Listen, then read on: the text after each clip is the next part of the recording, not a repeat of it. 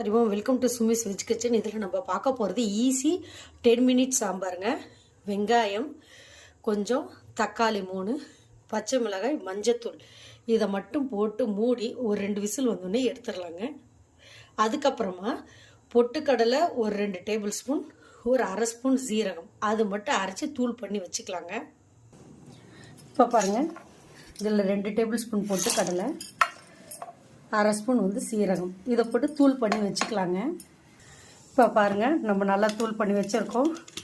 அதுக்குள்ளே இது 2வது விசில் வரப்போகுதுங்க. 2வது விசில் வந்துட்டு நிறுத்திடலாம். இப்போ பாருங்கள், இதில் கொட்டிடலாம்.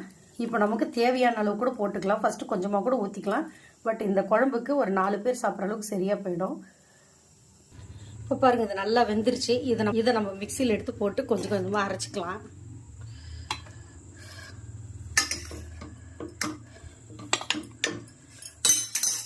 இப்போ இதை அரைச்சிடலாம். இங்கே வானொலி வச்சுருக்கோம், இதில் எண்ணெய் ஊற்றிடலாம். இப்போ பாருங்கள், இதில் நைஸாக அரைச்சிட்டோம். இப்போ இங்கே வானொலி வச்சுருக்கோம், இதுலேயும் பார்த்தீங்கன்னாக்கா எண்ணெய் காஞ்சிச்சு. இப்போ கடுகு உளுத்தம் பருப்பு போடலாம். கடுகு வெடிக்க ஆரம்பிச்சிருச்சு. இப்போ நம்ம பச்சை மிளகாய் 1 போட்டுடலாம்.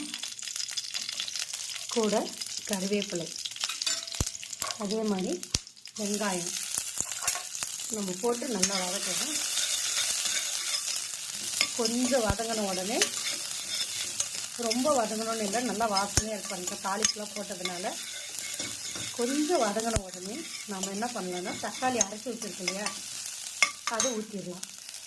இப்போ பாருங்கள், இதை வச்சு